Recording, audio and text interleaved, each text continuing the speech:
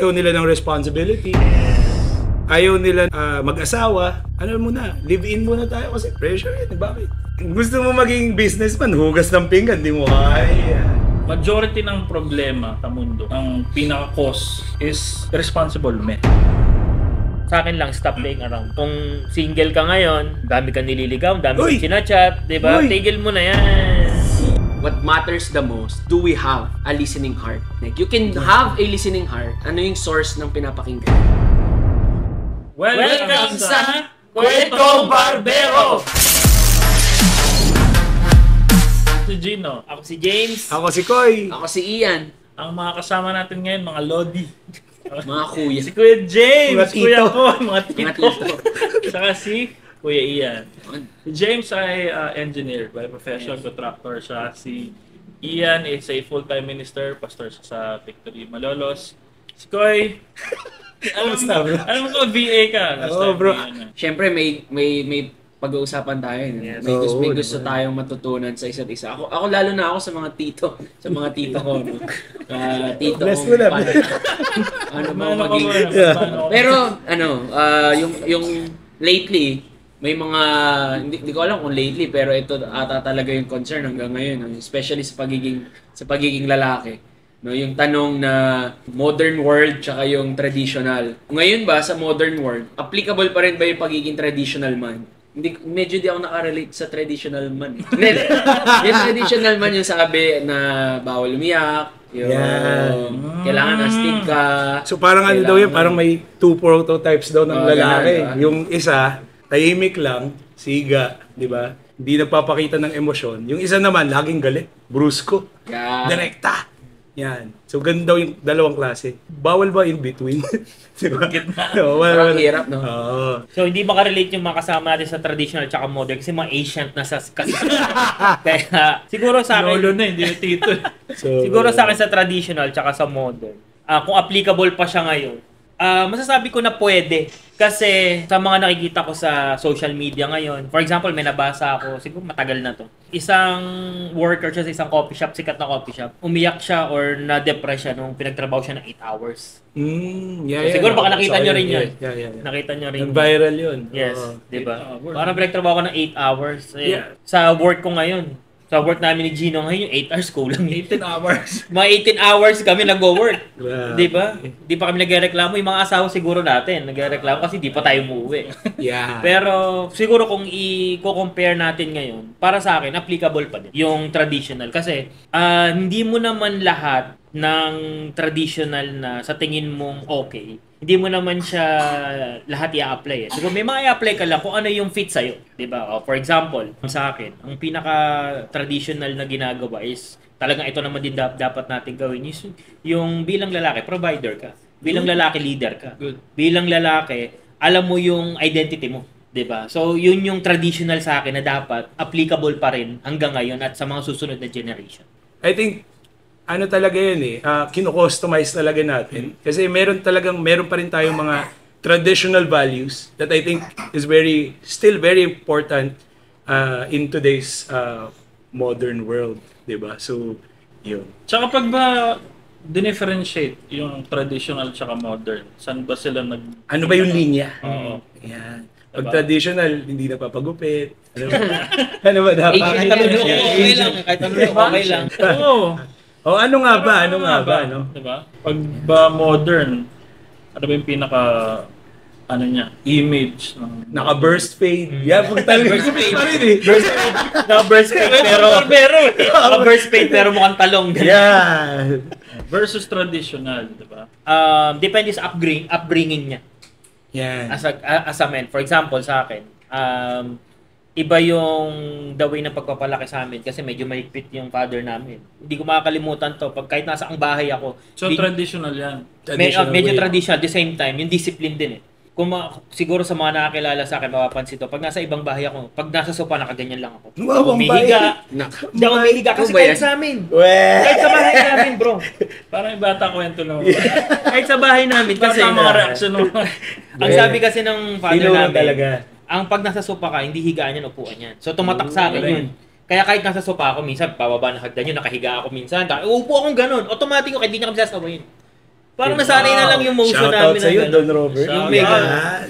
Kumbaga, depende sa upbringing kung paano mo siya i-differentiate yung pagiging kung traditional ka ba or sa modern ka. Kasi doon mo tatanungin yung sarili mo, saan ba ako dito? 'Di ba? Sakto naman kasi. Yung modern ba, Pastor? Ano bang parang... Ako, mga tito, po. Pinandigan ko talaga yung mga tito, no? Siguro what matters the most ay hindi yung difference between modern tsaka traditional. Siguro, for me, if re-rephrase ko yung question, how can you be a man in your generation? Kasi I think, Galing. timeless yung traditional at modern. Kasi, years from now, tayo na yung traditional. Tapos may bagong modern. So, parang ang hirap ng concept na ano bang traditional yung tinutukoy nung 1950s, 1980s. So siguro yung better question, yung better concern, no, ay how can you be a man today? Kasi may mga bagay talaga na parang upbringing, may mga bagay na hindi na applicable today, na applicable dati. Pero it doesn't mean pangit 'yon. Kasi nung panahon nila, yun naman dapat eh. Kung si James, siya yung traditional yung way ng parenting ni Don Robert. Yung dad ko naman, medyo modern yung take niya. Kasi sobrang traditional ng tatay niya na nagsabi niya, hindi ganito gagawin ko sa anak ko. So siya, hinayaan niya ako kung anong desisyon ko sa buhay. Ang problema naman doon, syempre bata pa ako, malay ko pa kung anong gusto ko. Ano man dapat talaga? Ano ba dapat? So, sumobra naman siyang luwag sa akin. Kumbaga, ako bahala, anong course mo, hindi niya sinabi sa akin kung anong kukunin ko. Anyway, for the next question, ano bang difference ng toxic sa healthy masculinity? Toxic masculinity, I guess, babalik lang ako dun sa kay Andrew Tate ulit. Diba? Nasa borderline talaga. Medyo toxic yung masculinity niya in a way na sobrang... imposing, dominant, wala akong paki sa opinion mo, ako tama, palakasan tayo ng boses. Ngayon, ano naman yung healthy? Ano ba itsura nun, boss? Pastor? Ito. Ako, Binalikan tito ko eh. yung toxic healthy. For me, yung toxic, unang pumasok sa isip ko ay pretentious, no? Kasi, galing ka sa comparison. So, marami kang nilulook up na dapat ganito, kailangan mayaman, ganito. But, na kahit hindi ka na hindi mo na kaya pero dahil kailangan mataas yung tingin kakayanin, di ba? Parang iba yun sa sa resilience eh. Na okay naman maging resilient pero hindi to the point na nawawala na yung vulnerability. Yun. Di ba? Yung parang okay na to, no? Pero yun sa akin yung tanong mo Tito Koy, no, yung being healthy masculinity, di yung opposite no. Opposite ng pagiging pretentious, no. And I think that's being a real, no, yung for me, pag sinabing real, may faithfulness na kahalo. Kasi kung ano yung current situation mo, how can you be faithful in that situation? No? So, in that sense, ayusin mo. Diba? Yes. Gagalingan mo. So, Tama. Yun. Yung sa akin naman, siguro masasabi ko na healthy and sa toxic. Una toxic muna na pagka yung lalaki umiyak, parang kabawasan bilang lalaki. Which is hindi. Kasi Iyak ka nga? dapat mo ilabas. Sample. Labo. Dapat mo ilabas yung emotional part mo na yon. 'Di ba? Hindi naman 'yan yung itatago mo lang tapos tsaka ka biglang magbo-burst out ng bigla kang magkakaroon ng Bubutasin mo na lang yung pader. 'di ba? Sisirain mo yung pader, tapos susuntokin mo yung kung ano yung makita mo. Eh kung iniyak mo lang yun at some point, 'di ba? Pwedeng ma-release mo na, maging okay yung pakiramdam mo. Parang utot lang, bro. Hindi. 'Di ba? Kumbaga sa akin, okay sa akin yung kung iiyak mo kasi at some point, tayong mga lalaki may emotional part tayo na dapat na maintindihan din ng mga kapwa natin lalaki at the same time. And also yung family natin, kung may family na tayo na may vulnerable part tayo na doon tayo mas nagiging malakas. Yun yung parang restart button natin. Yeah. Kay Andrew Tate nga, may napanood akong video niya na parang siya daw, sa anak niya, hindi na daw inaalagaan. Kasi yung oras daw na nasasayang doon, hindi daw siya kumikita. Yun. So sa akin, medyo parang di ako agree doon. Kasi syempre, Pilipino tayo. Una, Pilipino tayo. So pag Pilipino ka, family man ka. Yeah. Diba? Yun yung traditional, yun yung modern. Na masasabi ko na ginagawa pa rin natin hanggang ngayon. Tsaka yun, mostly kasi si Andrew inapapakinggan ko, bro. Andrew, Hirap si Andrew Tate. Kasi inabutan ko, bro. Sino yun? Ay, grabe. Wow! Wow. Ako, agree ako dun sa yung traditional tsaka modern. Pwede siyang parang pag-combine pa.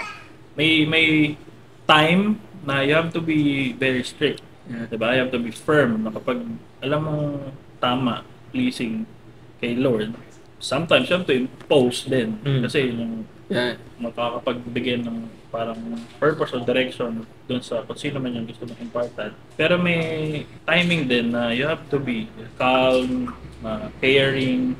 Ano ba yung parang kasabihan na you have to be strong as a lion pero calm as a lamb, parang gano'n. Yeah. Yes. May ano siya, may timing for me. Cute as a bear.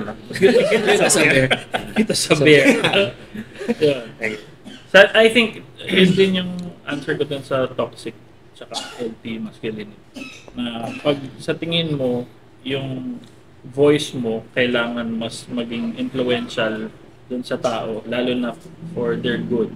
Okay. As long as, syempre, naintindihan din ng tao. Hindi naman Yeah. basta-basta mag-impose ka lang out of your own personal interest Yes, sa tama. kanila. Ang dami niyang kilalang author, bro eh.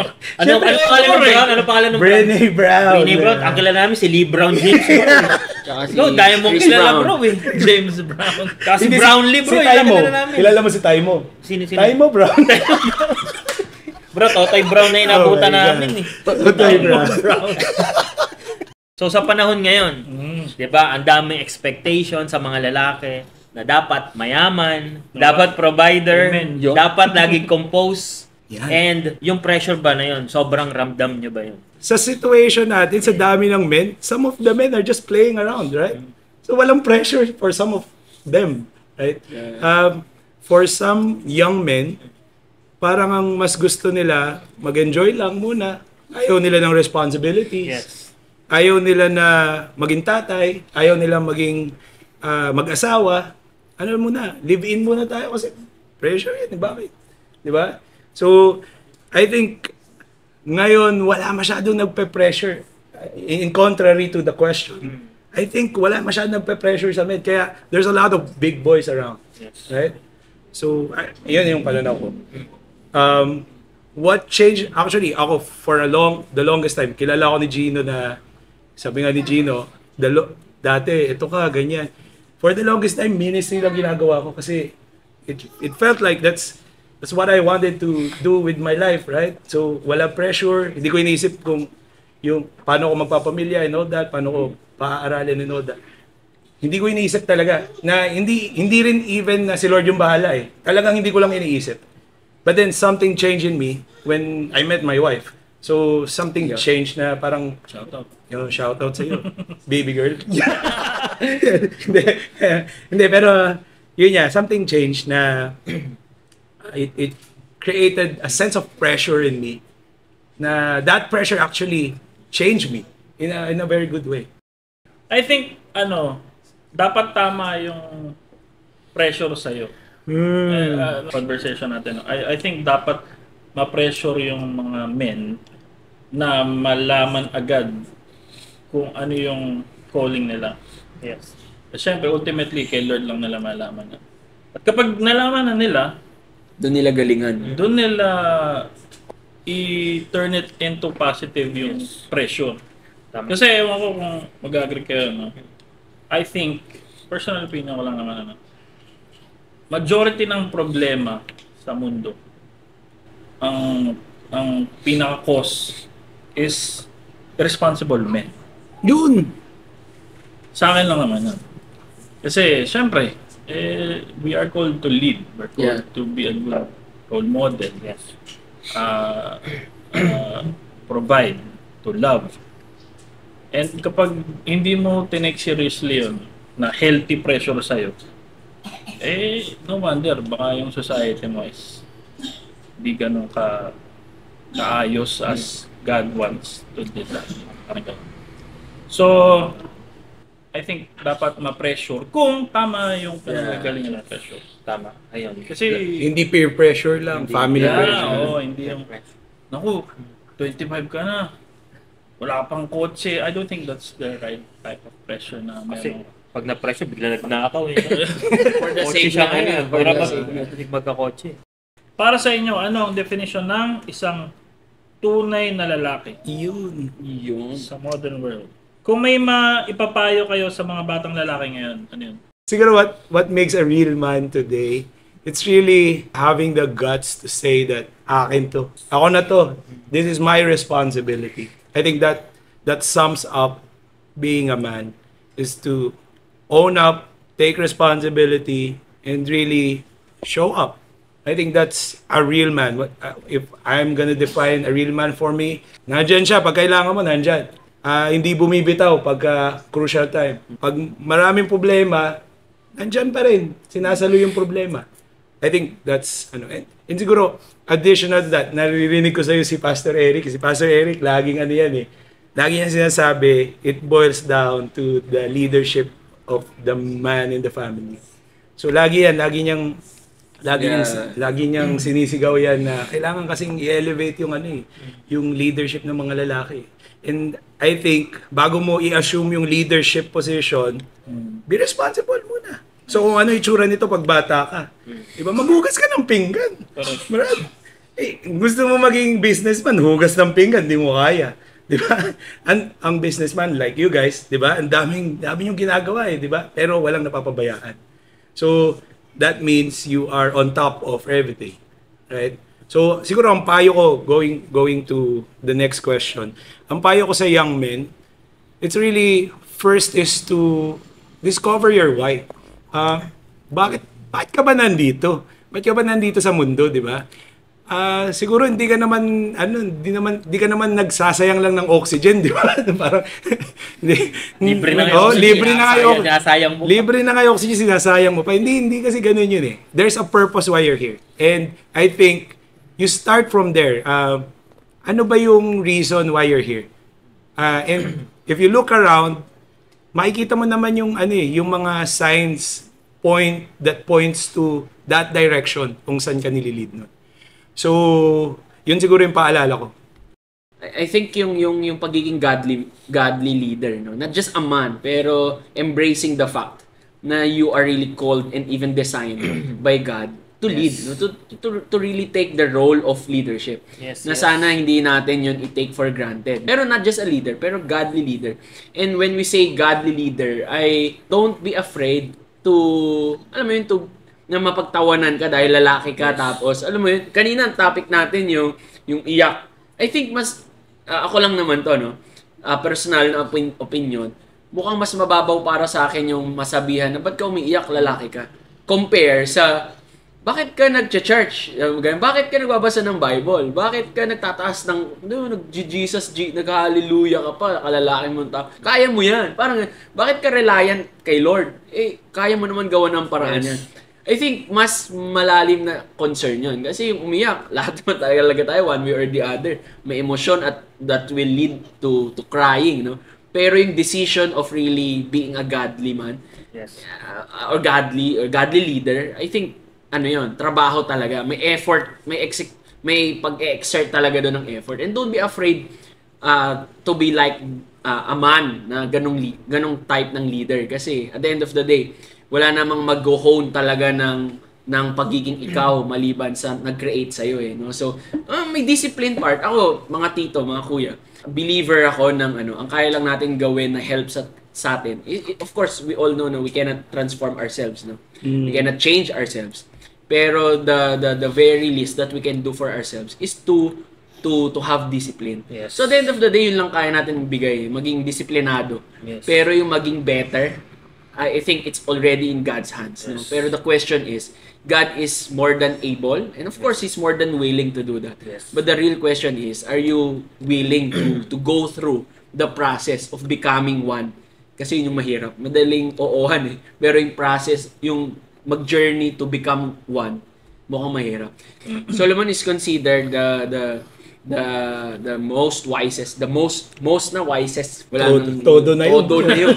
The wisest man ever lived. So ibig sabihin, hindi lang siya wisest man during their time, but even ever lived. Pero may natutunan ako, mga tito. When God asked him, eto na yung time na inas si Solomon na Whatever you will ask, I will give it to you. Tapos ang sulat doon ay wisdom, di ba? Pero yung direct translation nun, yung Hebrew translation nun, hindi wisdom. Ang Hebrew niya ay lev, shomeya. Lev is heart, shomeya is listening. The reason why Solomon was considered as the wisest man ever lived is not because of wisdom. Di ba, wisdom is the application of what is right and wrong. Knowledge is the understanding of this is right, this is wrong. And wisdom is the application of it. Pero kaya pala siya yung wisest man, hindi dahil alam niya yung right and wrong. Pero ang inas niya is listening heart. So as men, if we want to be a wise man, I think it's not just the wisdom, having the knowledge between what is right and wrong. Pero first thing, what matters the most is, do we have a listening heart? Like, you can have a listening heart, but the real question is, ano yung source ng pinapakinggan mo? No, and hopefully alam mo yung sagot, no? Andrew Galing na ako doon. Andrew Tate. Yun, no? So, have a listening heart, be a godly leader. Wait lang guys. Christ-like. Disclaimer muna, wala sa script. Disclaimer muna, nakita ninyo, nandito kami sa poker table at pinag-uusapan namin godly thing. Dito po sa barber Tas mga sobrang natin, pala sa mga- Canlas, sa Canlas Barbershop, meron po tayong poker game, pero ito po ay non-gambling. Correct. Yeah. So, bibili lang ng coffee, tapos meron kayo 15,000 points, makapaglaro kayong poker. Number 1, know your source. So, sino ba yung source mo? Si Lord, syempre. At the same time, identify mo kung sino ka. Sobrang daming aspects ng pagiging lalaki eh. So, di ba, ano ba role mo sa society?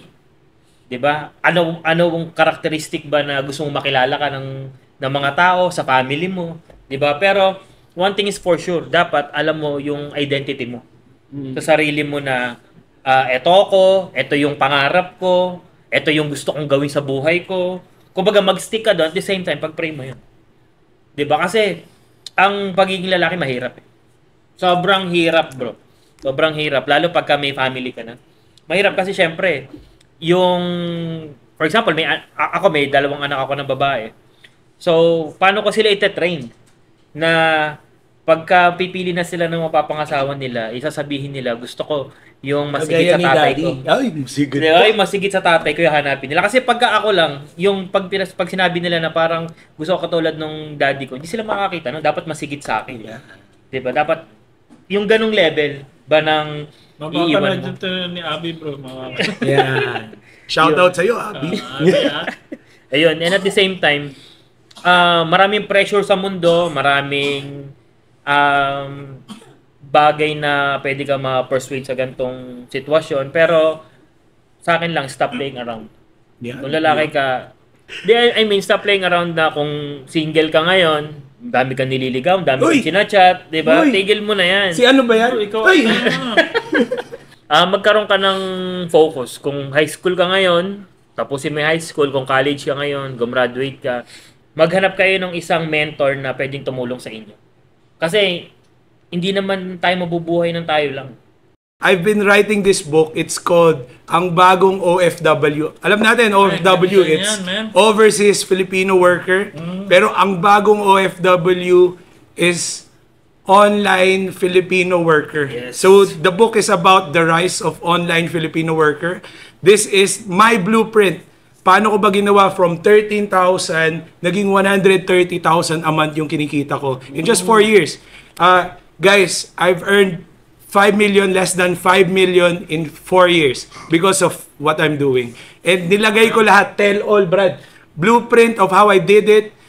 This is just the start, and I hope you guys will take time to read it kasi grabe, talagang binuhos ko yung puso ko dyan. Lahat ng mga principles na natutunan ko, nilagay ko dyan. It's just a matter of really deciding, is this for me or not? So, please grab a copy. Currently, it's for free. Yes. Currently, it's for free. So, Habang libre pa. Habang libre pa, I'm gonna send it to you. Just type, Nice. just message me in Facebook, Koy Nazario, Koy Machine. So, yeah. Reach out. Jumpstart Coffee, meron kami dito sa San Felipe, Mohon. Yan, malapit sa BSU. And also, meron kami construction, Jar Construction, sa mga gusto magpagawa at magpasira kasi nag-demolition din kami. And also, meron kaming interior din, meron kaming AS Cruz modular cabinets. Yes. And also, yung aking side hustle, meron akong shoe business, Yun! Stub Kicks. Ayan. Ayan. Sa mga suki. Kaya mo pang magkaroon. Kaya mo pa. Ayan. Anong name ng shoe? Must Have Kicks. Ayan. Original pero mura lang na sapatos. Chiang Tai Tea Philippines, Chibet Korean Restaurant, UPG Construction Services, at saka ito pong Canlas Barbershop. Sa kanila, sa aming apat, ako lang yung walang business. Kasi iba yung business mo, bro. God's business. God's Yeah, kasi business. what I can promote, no? Tulad ng sabi ni Kuya James kanina nung ending na look for accountability, partners, people. I think that's something that I will be promoting. No? We have this weekly life group Good. for men, no? May for women naman kung may women na nanonood. Yes. Pero dahil men's talk to, no? For men, no? Just approach us, no? Anyone from us can do that or can connect you, no? Pangalan ko sa Facebook, Ian Susi. No, pwede niyo akong search. Then let us know kung paano kami makakatulong sa inyo. At of course, we would love to journey with you kasi tulad nung sinasabi ni Kuya James namin, no, na accountability. Hindi porket lalaki kaya mag-isa. Yes. So, kaya tong mga to, no, sila Kuya Gino, Kuya James, si Kuya Koy, kaya may mga ganong set of kwento, businesses, yung 5 million. Yes. Hindi yun, achieved by one person. Pero yun, may multiple mentorings, coaching, people who supported them. So, yun lang, no? Just message us, then we'll connect you and journey with you. Yes. And also, invite natin sila sa Sunday services namin sa Victory Pulilan. Meron kaming 10 a.m. tsaka 5 p.m. service. So, makikita nyo si Koy, kumakanta siya doon. Yun. Di ko lang sure kung 10 or 5, pero pag nakita niyo yung kamukha ni John Wick. So, yun. So, yun ako. Dog sa stage. Malolos po ay we have multiple offsites, no? May Longos 9 a.m., Tikay 9 a.m., Matimbo 9 a.m. and 4 p.m. Santissima 9 a.m. at may 6 p.m. Then sa Complex, no, sa tabi ng Malolos, Robinson, 10 a.m. at 4 p.m. Bibitirin muna namin kayo! Sa susunod na! Kwento Barbero! Hey, feeling good, like I should. When in dark, walk